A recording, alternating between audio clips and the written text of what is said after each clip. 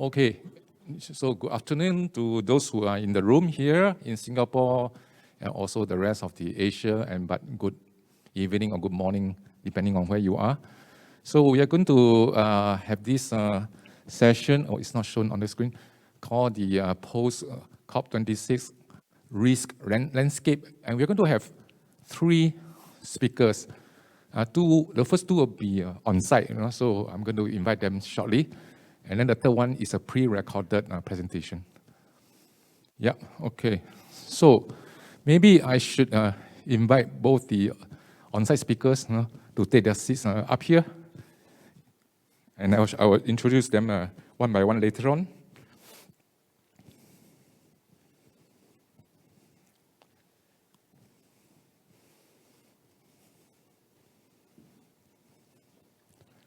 Just give me 1 second.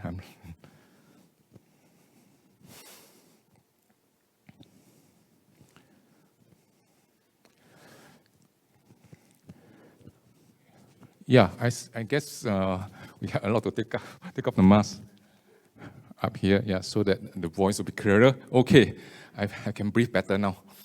Right, so our first speaker is Dr. Melissa Loh. She's a research fellow at the Energy Studies Institute at National University of Singapore. Melissa is the very appropriate speaker in this session because she has participated in the COP conferences for more than 10 years. And she's an active sustainability thought leader, publishing and presenting at various forums. I wouldn't go into everything in her CV, which is quite impressive, but I have to say that she provides a policy analysis and conducts a workshop for various stakeholders to improve understanding of the implications of the Paris Agreement, which is very important for mitigating climate change, and also on the country's progress in meeting their respective climate pledges. We have heard a lot of pledges also in the recent COP26 at Glasgow. And her research focus currently is on transparency of climate action and the support, particularly in Southeast Asia. I can also see that her research interests also cover the energy policy, of course, and also rare earth materials for renewable energy technologies. Yeah, so I will introduce the next two speakers later on. Yeah, so without further ado, Melissa, yeah, all yours. Thank you, Prof. Koh, and thanks to everyone who is here today. Good afternoon to you guys in Singapore and to anyone online and overseas. Good morning and good evening as well. So thank you very much to IPUR for the invitation today. I didn't prepare any slides because I think most of you all have already seen a lot of slides this morning and probably all zoomed out. So what I will do is use my 10 minutes wisely to share with you some updates from COP26 that just happened in Glasgow a couple of weeks ago.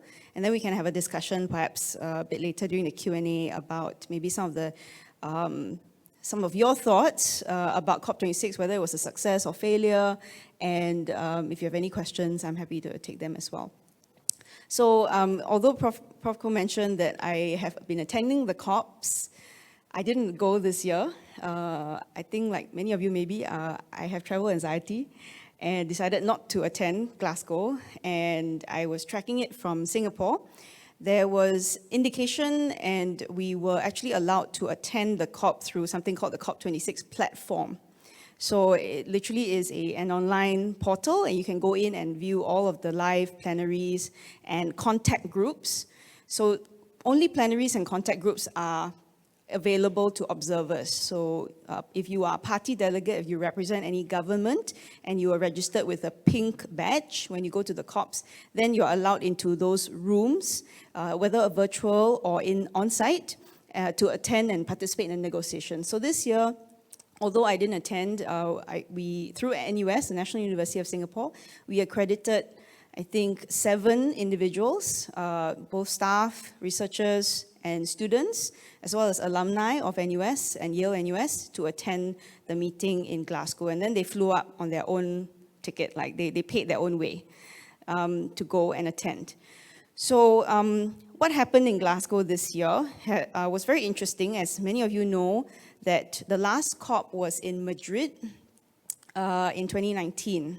And I was at that COP, and nobody knew, of course, we didn't expect a pandemic to delay the following COP, which was going to be in Glasgow anyway, but postponed by a full year. So the agenda was packed with items that were carried over from 2020. So there was 2 years worth of work to be concluded in Glasgow in 2021. And one of the key agenda items really was to conclude the Paris rulebook. Okay, so the Paris Agreement was agreed in December of 2015 in Paris, but it's basically a framework. It's 25 pages. It comes with an accompanying decision text, or I like to call it a minutes to the meeting. Okay, who does what and by when. So Decision 1 CP21, you have to read it alongside the Paris Agreement. And a few of the outstanding issues from Katowice, Poland in 2018, to conclude the Paris rulebook include Article 6, which is carbon markets and non-market approaches to addressing climate change, common timeframes. So common timeframes is important because the nationally determined contributions or climate pledges, they are in all shapes and sizes, right? So every country is allowed to submit their own type of pledge, whether it's a deviation from business as usual, whether it's a fixed target, whether it's a peak target, up to them. And by when, they get to decide. Well, most countries do 2030, at least for the first phase. Okay, so common timeframes will eventually allow all NDCs to at least have the same 10-year time frame, for instance. And the final issue was transparency reporting tables.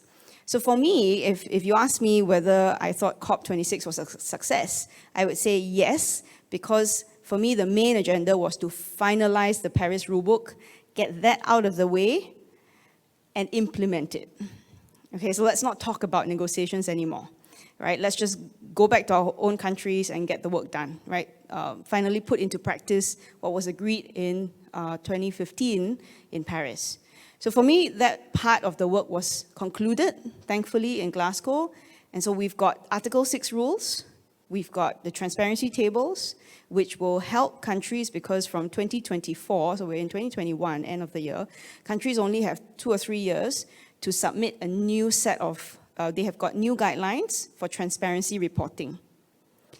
Prior to the enhanced transparency framework under the Paris Agreement, developed countries had one set of rules for biennial reporting, and developing countries had another set of rules. And you can imagine the problem with this type of bifurcation, right? Because the developing countries will always be saying, oh, because of historical responsibility, because of common but differentiated responsibilities, you have to give us support and capacity building and technology transfer in order for us to actually do this work. Or to implement the Paris Agreement. The Paris Agreement actually blurs the line between the rich and the poor, or the developed and the developing. So under the Paris Agreement, for example, the transparency reports, they use a single set of rules, right? And so from 2024 onwards, regardless of your status as a developed or developing country, you have to submit the same set of guidelines.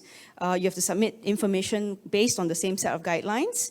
And if you cannot, because you are a least developed country, for example, all you need to do is to explain why you don't have the capacity, and you can use a notation FX to denote flexibility. So I'm applying flexibility to my transparency reports, so because I don't have the capacity and I need support to build capacity over time. Okay, so some of you may have also followed the World Leaders Summit at Glasgow, during Glasgow, the first couple of days, first and second. 200 world leaders sort of popped over from Italy after the G20 summit, and they attended the big climate conference at the invitation of UK Prime Minister Boris Johnson. And many declarations were made, right? So these declarations primarily in the areas of cash, cars, coal, and forests. Okay, so cash mainly being more climate finance, for whether it's for mitigation or for adaptation. And then there was also a big declaration on coal, right? So the Powering Past Coal Alliance, more than, I think, I can't recall exactly how many countries, I think more than 20 or 30 countries, including some of the world's largest coal users in the energy mix. South Korea, Indonesia signed on to this Powering Past Coal Alliance, in Singapore as well. And then we have also cars, so there was a net zero car declaration, and finally forests. Singapore signed on in the second week for forests, and then there was also one more on methane. And as some of you may also have followed, the US and China in week 2, through special envoys John Kerry and Xie Zhenhua, the same two people that were representing the United States and China in Paris, right, before President Trump took over, again joined forces and announced a special collaboration between the US and China. So that, to me, also took the meeting to the finish line, or across the finish line, because it injected more motivation. Okay, the US is back, and China has also agreed to phase down various harmful greenhouse gases. So I guess what I have to say about the COP26 was that there are mixed reactions, and whatever you read online, I think they're all fair assessments, but the bottom line is the Paris rulebook is concluded, it's finalized, and we now have to get to serious business, get to work on it, and move on, really. There is going to be a next COP, despite the conclusion of the Paris rulebook. There are other work streams that have not been concluded, and this was, to some people, a disappointment on the adaptation and loss and damage front. So since we're at a conference talking about risks, I thought I should mention these two agenda items as well. So on adaptation, although COP26 was able to conclude the global goal on adaptation, which means that now all countries are invited to submit something called national adaptation plans. And then the COP or the UN will basically evaluate them and see where support is needed and move adaptation funding into those countries where needed. And then there was something called loss and damage, so irreparable losses and damages, economic and non-economic. A lot of developing countries and Glasgow were calling for a facility to ensure that loss and damage gets the required funding. But I think in the end, what happened was that the developed countries were not keen to finance loss and damage because they feel that you can't establish causation or causality, and they are also not prepared to be responsible for what potentially might not be losses due to climate change, right? Other reasons can't be quantified. So in the end, many developing countries, including the small islands and least developed countries, went away disappointed on these issues. And so, but we know that climate change is already happening, so there has to be a way to finance some of these non-economic and economic losses. So with that, I'm gonna stop and happy to take any questions on any of the issues I've discussed or not discussed about COP26. Thank you very much. Oh, thank you. Thank you so much, Melissa. We'll hold on to the questions later. So those who are online, you can remember just to put your question on chat, anytime for Melissa as well as the next two speakers. So we'll have a Q&A after all the three presentations are over. So I'm moving on to the next presentation, which will be delivered by Professor Lu Fei Siddiqui. Okay. Right, so I hope I pronounced the name correctly. Thank you. So yeah, Lu Fei is a managing director and member of the executive leadership team at the Chartered Financial Analyst CFA Institute. In this role, he's the chief accounting officer for the organization's regional teams around the globe, working with many local CFA societies. And engagement with... It's a slightly outdated oh, I'm sorry. bio that you've been Oh, okay. Yeah. now with the London School of Economics. Should I just, I'll take it from here? Oh, yeah, so sorry. Yeah, okay. I was given this, but obviously maybe that has not been updated. Is this microphone working? Yeah. So, I'll do that. are you going to introduce yourself? I'll do that, no problem. Okay. So, okay, let me hand over to you. Yeah, right. and the slides work. All right, hi everyone. My name is Lutfi Siddiqui. I'm a visiting professor in practice at the London School of Economics and also an adjunct professor at the Risk Management Institute at NUS over here. I was previously with the CFA Institute, and for many years an investment banker with UBS, Barclays, Deutsche Bank before that. It's a real pleasure to be here, particularly in person. No offense to those joining in through Zoom, but it's really amazing to feel the energy of people gathered around here. I've been asked to talk about risk and the financial and investment risks that might play out after COP26. So let's start with the official.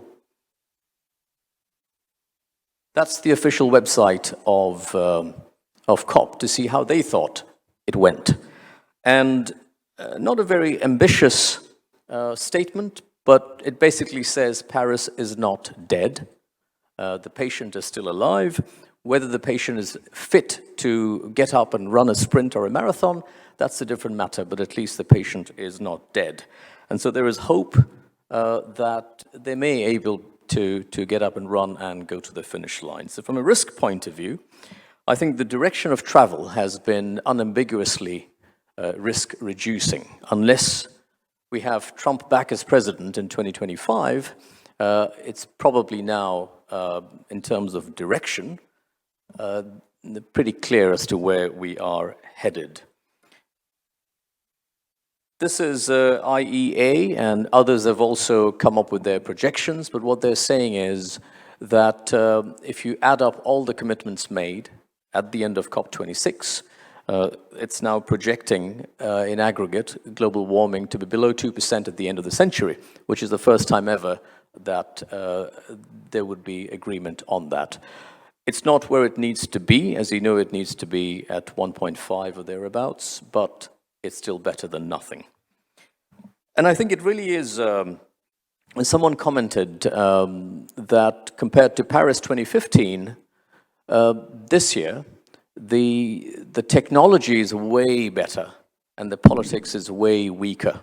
So given that the backdrop, the political backdrop, the geopolitical backdrop, is not very strong right now, I think it is a positive thing from a risk point of view. Okay, so we have emissions pathways, and corresponding to the emissions pathways, we have a required investment pathway. And the estimate is that the amount of money you need in sustainable technologies, infrastructure, and all of that, every year has to be 5 times of the level in 2015. So it really needs to be, so if you've made the commitments, if you've made the pledges, then the money now needs to correspond, and that is a jump in the quantum to about 5 times the annual levels of 2015. This is how GIC over here frames the climate challenge. They look at it in terms of physical risks and transition risk. And from a financial risk point of view, I'd like to comment on transition risk as the one that is important. Because what happens there is the evolution of technology and changes in regulations bring forward into the near term what would have been longer term risks. So you could have a sudden impairment on your assets if it turns out that new regulations have deemed that the heating system in your building is no longer legal or will be phased out. So those would be specific events that could devalue, derate, impair your assets. And so you could be left with stranded assets. And that's why it's not something, climate risk is not something 5, 10, 50 years down the line. These have been brought forward. And so from a financial risk management point of view, transition risks are now very much front and center. If you look at, for example, Standard Chartered Bank and their sustainability report, what was seen as an outside risk is now categorized as a material short-term risk. What also came out last month is DBS announcing that it has committed to net zero by 2050 and that it's joined the Net Zero Banking Alliance, which is now a total assets of 130 trillion that have made this commitment, which is impressive because that total was about 70 trillion at the start of the year, and so it's jumped up to 130, as a result of Glasgow. And I found it interesting that when they announced it, on the official UN website, it says, not blah, blah, blah, which to me indicates the power of communications in a certain manner. So given that the messaging was being sent out in the form of blah, blah, blah, they decided that the official statement has to also have that as the title. Now, has all of this had any impact on the real economy?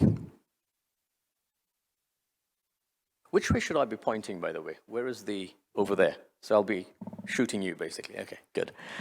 So as I was thinking of these slides yesterday, this SMS arrived, literally 1st of December yesterday. And it says, "Dear customer, City Gas is now City Energy." I don't know if any of you over here received that. But I think it's great. You then click on the link, you go to the website. City Gas has rebranded itself as City Energy. From a risk communication point of view, the way they connect to the holistic Singapore plan, the national plan, they connect to their 160-year history. So using a sense of national identity, history, and beliefs to then project into the future some of the changes that are obviously required as a result of this. I think it's a great way to do risk communication. Real economy, how about another impact? This is from just a couple of weeks ago. India was expecting one of its largest foreign direct investment from Saudi Aramco, about $15 billion, and that has now been called off because the recipient of that money has changed its mind as to where they're going to go with their oil and chemicals business. So killed by COP, which is exactly what you would have wanted to happen as a result of COP. So transition pathways, how do we get to 2050? This is an example that has been put up by IEA. I don't think you can read it, and it's not really necessary to read it, except that it relies on at least two things. It relies on money, and we'll come back to that in a moment, and it relies on breakthrough technology. Some of the technologies don't exist right now, so you need money for R&D as well. And how risky is it to rely on green technology, future green technology, for us to be able to achieve those targets? It turns out that if past performance is any guide, it's not that risky. Tech innovation has been amazing. In just the last 10 years, the cost of battery packs, the cost of solar panels have come down dramatically. That's my car in London, the red one. It's a Nissan Leaf. I bought that in late 2016. And my local charging station is 100% sourced from wind and solar. So the UK has done, I think, a pretty good job of systems-wide change. They now have certain days where 50 to 60% of their entire electricity consumption comes from wind and solar. And I think it's striking, if you're following US politics, that in the UK, climate change has not been a politically contested issue for a very long time. And I think it does make a difference. I'm going to zoom through, where the money needs to go. So, typically power, transport, and building constructions are the three main emitters. So that's where the money is required. And then a snapshot of where the money has gone in the last couple of years. All we need to know for the purposes of this is that there are obviously two sources of money, public sector and private sector. The role of the public funds is to crowd in private money. So if you look at what the EIB, the European Investment Bank, did a couple of weeks ago, they announced a deal with Nordea, the Swedish bank. And they said, Nordea, you go out and lend money to small and medium enterprises up to €1 billion or €1.5 billion, and we will backstop the risk for you. So they will de-risk it in order for the private sector to go and put money out there for green finance. Private flow of funds is a little complicated because you have this whole chain. So if it's your savings, it's your money, you're the asset owner, you're either interacting directly with your bank and asset managers to influence how your money gets deployed, or there are asset owners in aggregate. So when I was on the investment committee of the LSE endowment group, for example, we were asset owners giving the funds to asset managers, and then giving them certain parameters within which to invest. The asset managers then, through the funds, put the money into investee companies. And the companies are the emitters, and so basically the money goes out to them, and they report back on what they're doing with that money. So that's the ecosystem. So when we talk about systems-wide change, who should instigate it?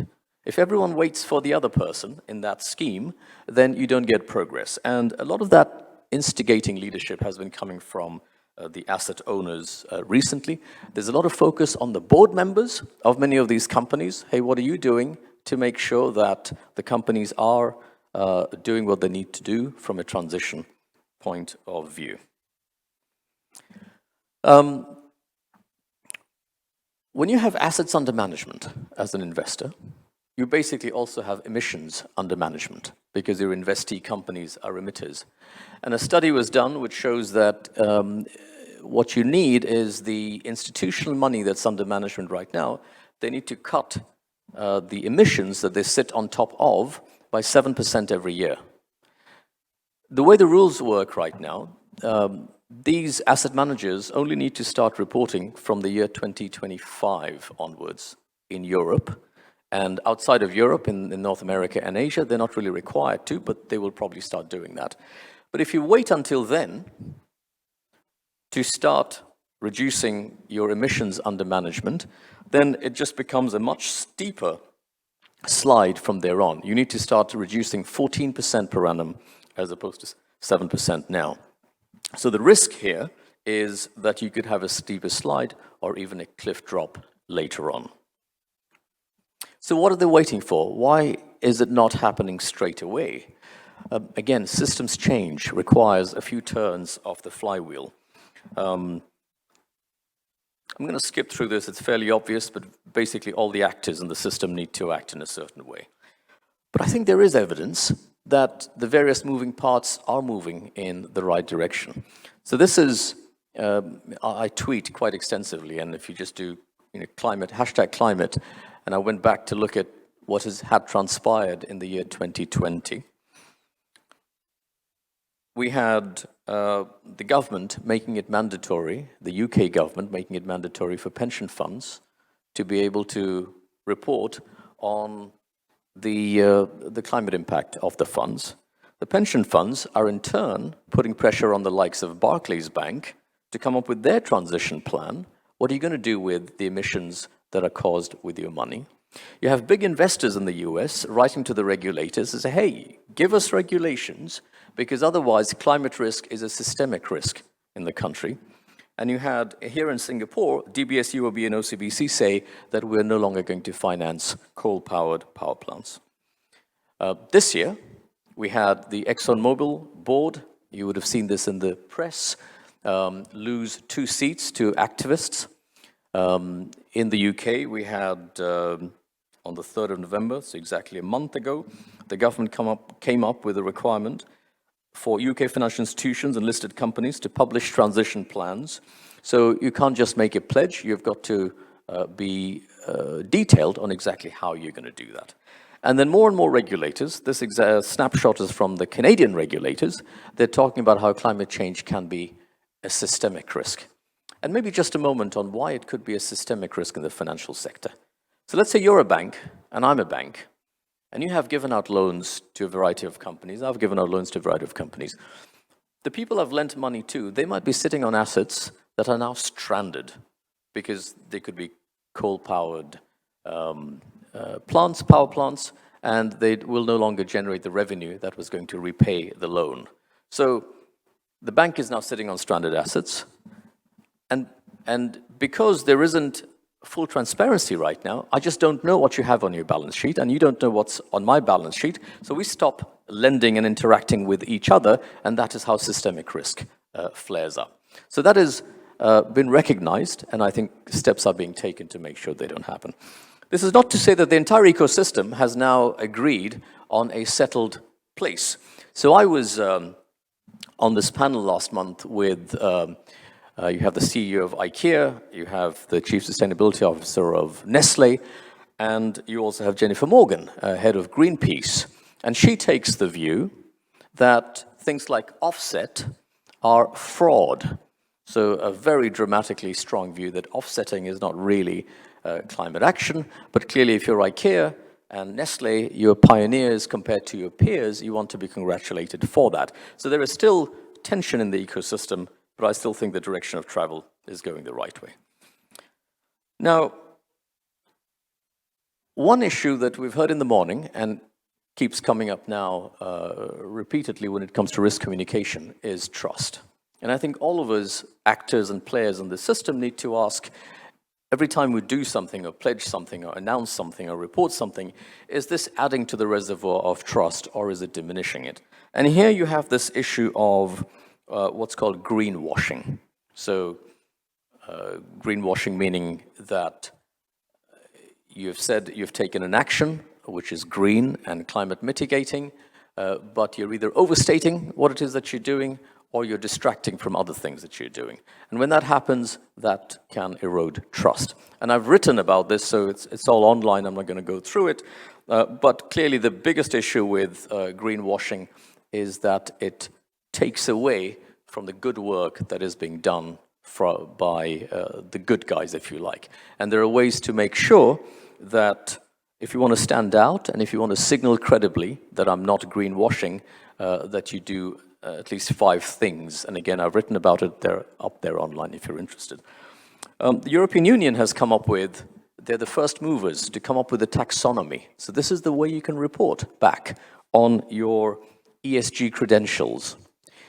But recently, there's some debate on whether it's encouraging greenwashing, because it's not very hard to get qualified as a green investment product under those rules. They're not stringent enough to discriminate out the ones who are not really doing all that effort. So there is a debate now whether they should have a red taxonomy. And it's similar to food labels over here. So in the same way that food labeling has nutritional information, ESG standards will have nutritional information about the positive impact that you're making. But what people are now saying is maybe we should also have allergy information. You need to tell us if there's peanuts or lactose or gluten in these products. And by the way, you should also tell us what harm you're doing, because there must be some harm that you're doing somewhere. So be open about that. That's the red taxonomy. It's like saying that I know the salmon has omega-3, but you should also tell me how much mercury is in there. And that would be a more complete way of doing it. Again, the analogy with the health labeling world is that the symbol is just a first pass. We should not just think of that as, healthier choice is not the same as healthy choice, or reduced fat is not the same as low in fat. And there are direct parallels to the investment world. So I'm just going to finish here by saying that ultimately the issue this is an execution challenge. I would argue, by and large, no one's arguing about what needs to be done. The argument now is, who needs to go first? What's the sequencing? You say you first, I say no, you first. So there's a coordination challenge. It's an execution challenge. And then when we report back to each other, there's a transparency challenge. So the core issue is, how do we get trust to not be eroded, even while we have to have information shortcuts? That's what labels are. That's what ratings and scoring, these are information shortcuts. And we need them. But how do we do that without taking away from the trust? And there are at least two ways of doing that. One is enhanced reporting standards and disclosing standards and regulations that make them mandatory. And then secondly, skills and training. The financial services industry is going through a tremendous amount of retraining to make sure that people are better consumers of that information as well. There's better training on the statistical aspects. The debate on nuclear energy is a fascinating one, partly because some of the statistical inferences may not be right. And that's why I think initiatives like these, the Institute of the Public Understanding of Risk, they are absolutely important as a risk mitigant of the risk landscape that we now see for COP26. Thank you very much. Thank you so much, Lu Fei. Yeah, so just remember, if you have any questions, just do it on the chat for those online, and those who are here also write down your questions before you forget, and you can ask them later on physically. Yeah, so we'll move on to the third speaker, and he's going to have a pre-recorded presentation followed by a couple of questions from me in also the recording. Yeah, so the third speaker is Professor Koh Lian Pin, who is a chair professor of conservation at the National University of Singapore. He has about 16 years of international research experience in the field of sustainability and environmental science, having worked in institutions across several countries, such as Switzerland, Australia, and the United States. He was formerly a Swiss National Science Foundation professor at ETH Zurich, the chair of Applied Ecology and Conservation at the University of Adelaide, and vice president of Science Partnerships and Innovation at Conservation International Foundation. In 2020, Lian Pin returned to Singapore to join the National University of Singapore. He's now the director of University Research Center for Nature-Based Climate Solution, which you're going to hear about in his 10 minutes presentation shortly. And the nature-based solutions seek to produce cutting-edge science to inform climate policies, strategies, and actions in not just Singapore, but also the Asia-Pacific region.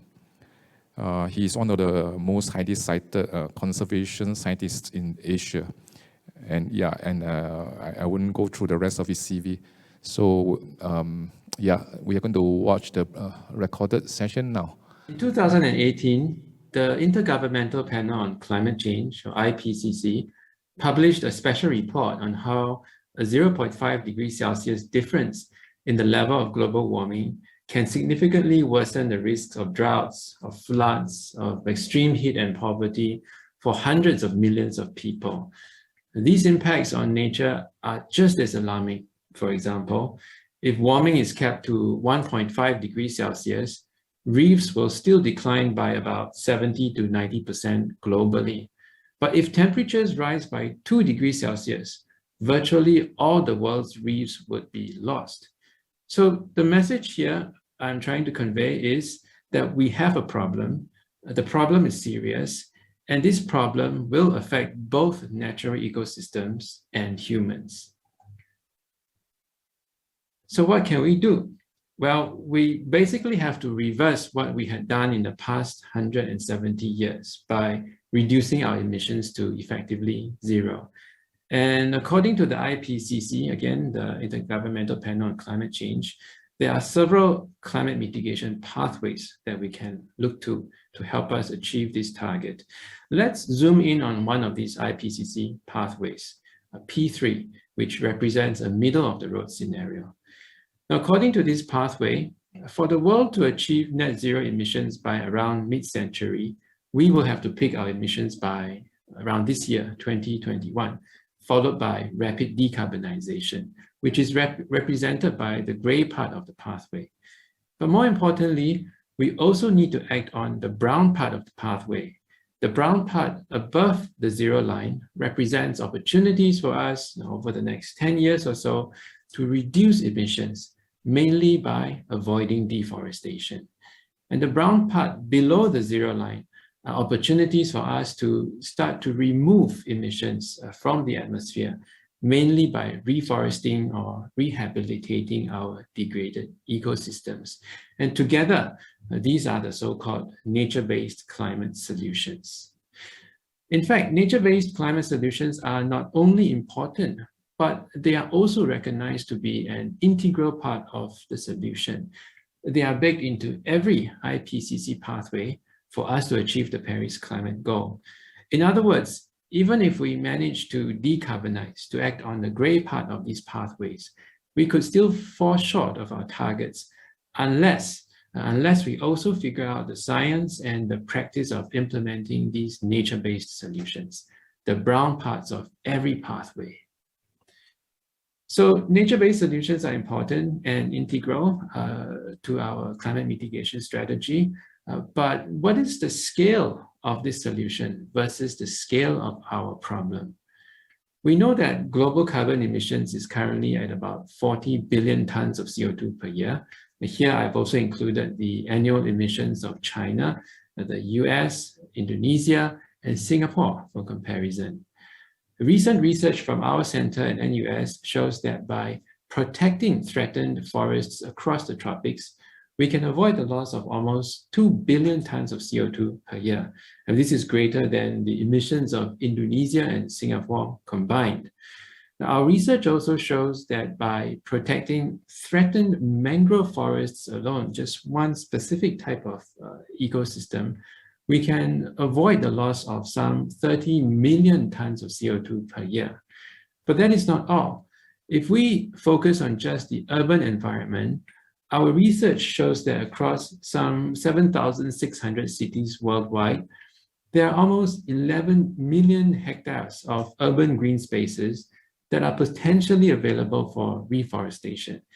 And if we reforest these green spaces, they could contribute to carbon sequestration at a rate of about 80 million tons of CO2 per year at the global level.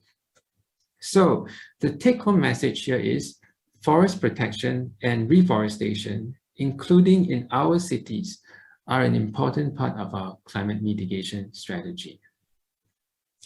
Now, from the perspective of a policymaker or investor, it may not be enough to know what the potential is. They also need to know where the potential lies. And so we also produced a carbon prospecting map to show where in the world can one invest in forest protection to avoid carbon emissions. And as you can see on this map, much of that potential lies in South America and Southeast Asia, our part of the world.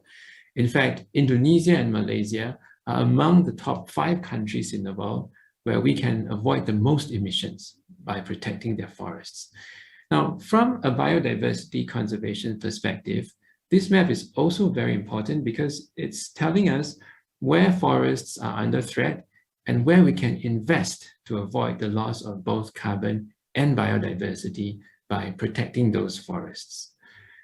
Now, interestingly, if we focus only on mangrove forests, that specific type of ecosystem I mentioned earlier, as this other map from recent research also shows, we find that the bulk of this so-called blue carbon potential, blue carbon because mangroves are growing on coastal areas or marine environments, the bulk of this blue carbon potential is also found in our region of Southeast Asia.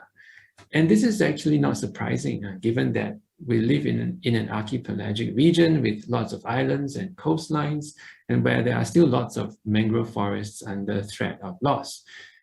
Now, it's also important to note that not all of these carbon projects or carbon sites can be profitable carbon projects, because like any other economic activity, a carbon project's financial viability depends on a wide range of factors, including the price of carbon and the costs of establishing, maintaining, and operating these carbon sites as carbon projects. In fact, our research shows that the financial return on investment from these carbon products can be quite substantial. Based on very conservative carbon pricing scenarios, we find that the Asia-Pacific region has the highest concentration of the most profitable carbon projects, which can generate return on investment at close to $25 billion in net present value per year, every year for the next 30 years. And Indonesia alone can generate $10 billion per year. But what I find perhaps most interesting and worrying about our findings are the yellow parts on the map. These are the regions that will not be financially viable as carbon projects, mainly because these forests do not generate enough carbon credits to offset the costs of establishing and maintaining them as carbon projects. And so from a nature conservation or carbon conservation perspective, we urgently need other policy interventions to protect the vast majority of these threatened forests. Another important consideration is that the theoretical potential for climate change mitigation can be quite different from what may be actually achievable on the ground, because there will always be practical constraints that are specific to the local or regional contexts. But to talk about these constraints, let us focus on reforestation in general as a climate solution. Now, recently, we also mapped the potential for reforestation in Southeast Asia, and we find that in our region, there are about 121 million hectares of degraded terrestrial forests, peat swamp forests, and mangrove forests that are biophysically suitable for reforestation. And the restoration of these degraded lands could potentially remove up to about 3.4 billion tons of CO2 per year. However, these so-called degraded lands may in fact be used by local communities as smallholder farmlands or home gardens. And furthermore, reforestation of these sites require constant maintenance and protection against threats, including logging, forest fires, and tree diebacks from diseases and so on. We find that as we start to apply these different layers of constraints, the picture starts to change as well. Now, the amount of land that is practically available for reforestation can quickly shrink from what we thought was over 120 million hectares to less than 8 million hectares across the region. And in one of the most constrained scenarios, we find that reforestation may remove less than 0.25 billion tons of CO2 per year, which is literally a fraction of the unconstrained potential.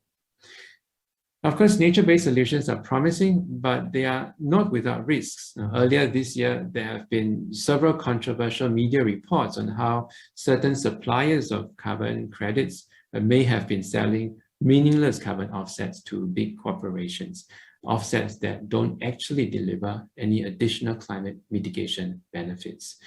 Now, here is a typology of the risks of nature-based carbon projects. I won't go into details except to say that these risks include inaccuracies in the estimates of carbon stocks and sequestration rates, uncertainties in the value add of that carbon project or intervention, uncertainties around the permanence or impermanence of projects and carbon products, as well as the potential of leakage of environmental impacts. And these risks can affect the credibility of the project and the environmental integrity of its products. Now, I think I'll stop here and happy to answer questions. Thank you.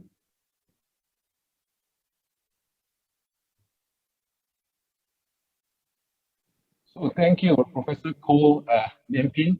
Thank you for a very clear and enlightening presentation within a short, maybe less than 10 minutes. Yeah, and you covered quite a bit on not just the benefits and potentials, but also the constraints and risks.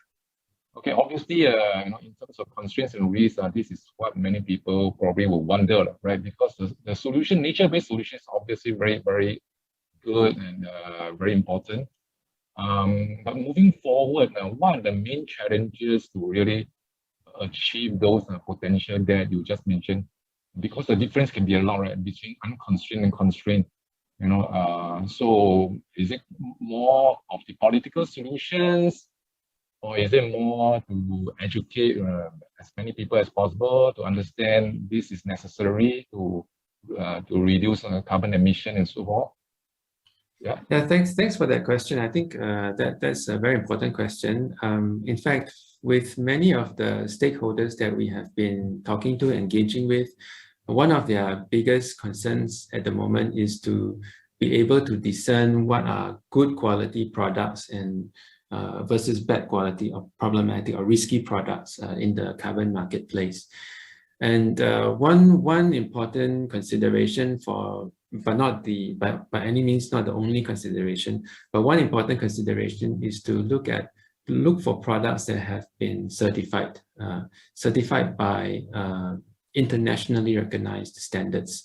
At the moment, there are several of these certifying bodies globally, both for carbon credits in general, as well as for maybe certain sectors of the industry that they have come up with their own standards as well. A lot of these, or most of these standards will require the project developers to ensure that the way that they are measuring and quantifying the amount of carbon offsets that could be generated from the projects are based on very sound methodologies, based on good science and so on.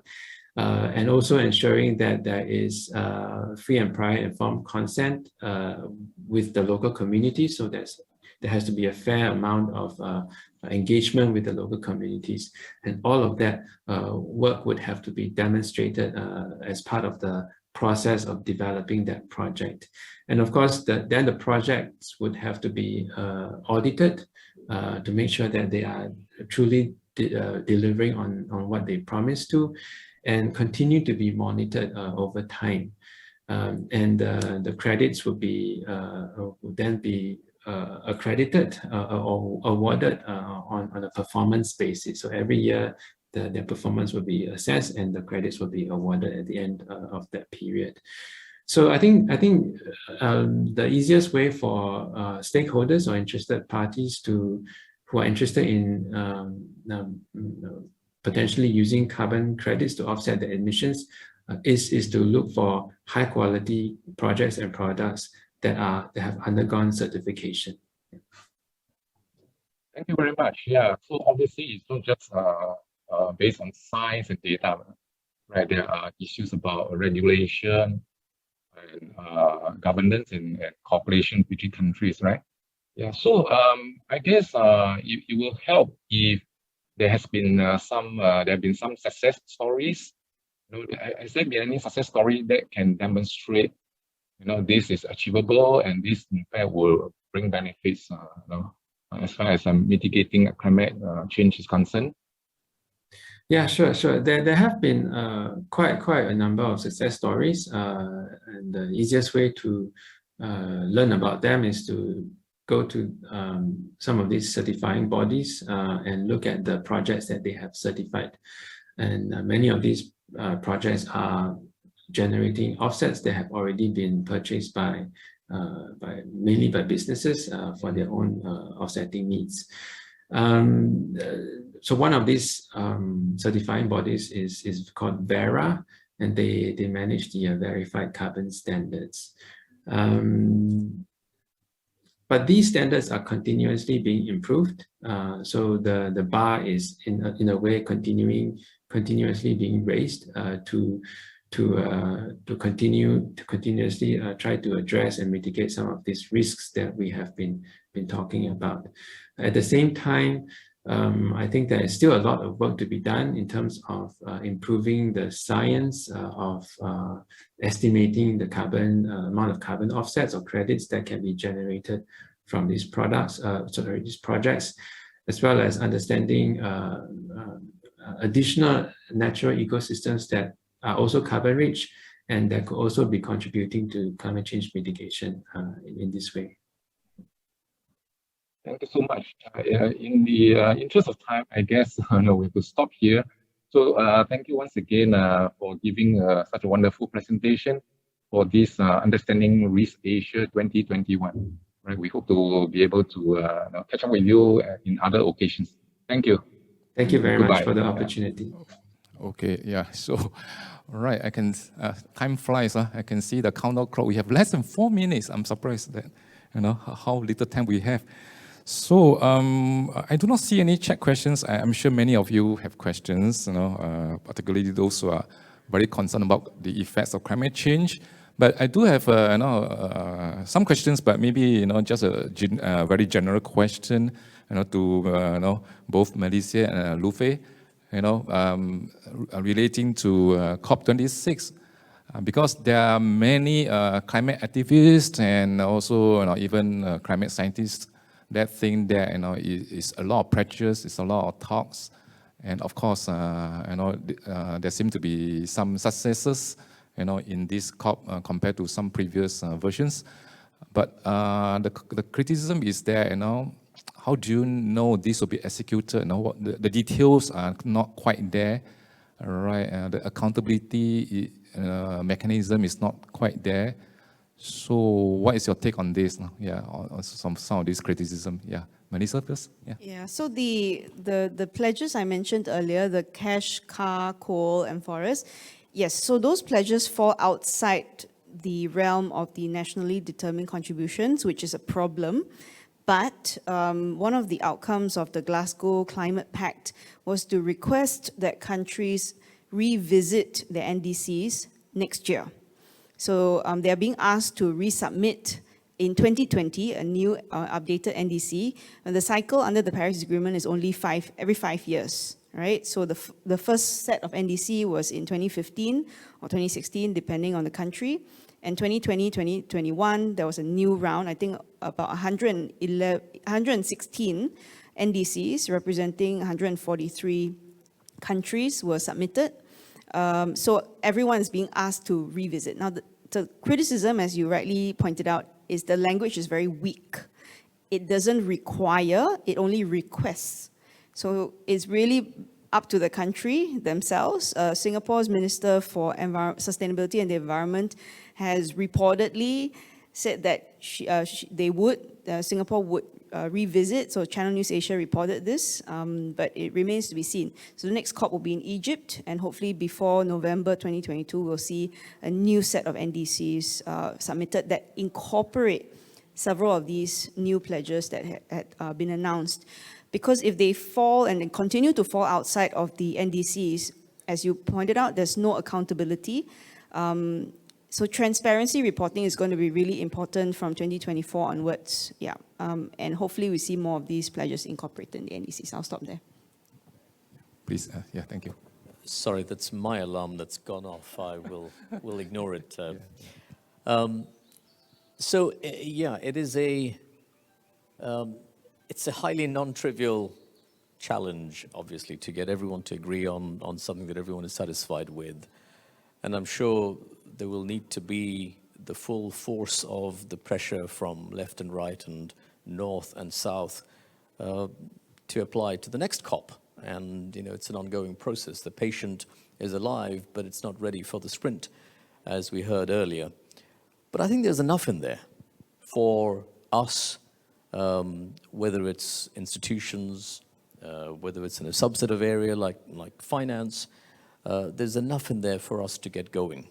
And it's quite possible that we'll get the bandwagon moving to such an extent that national level official declarations end up lagging what ends up happening on the ground. I really feel that we've gone through a bit of a flip in the prevailing ethos, whether it's stakeholder capitalism, the bend towards responsible investing, and so on and so forth. What could, I think, cause enormous damage is if we don't tackle what I described as greenwashing and tokenism and virtue signaling. These are the ones that are contaminating it for the vast majority of people who want to do the right thing in the right way. Of course, we need government action. Of course, you need the referees and the rules. But you also have sportsmanship, and I think there's a lot of goodwill there. So I remain on the half-full side of the team, while acknowledging that this is a very, very wicked problem, not going to be easy or linear. Thank you very much. So we already 2 minutes past the time because there's another session right after this. So we got to end this session today. And thank you very much, Malaysia. Sorry, I keep forgetting how to pronounce the name. And also Professor Koh, who presented by a recording session. Yeah, so thank you so much for all the participants here. So we got to end now, and the next session will be on urban heat in this room.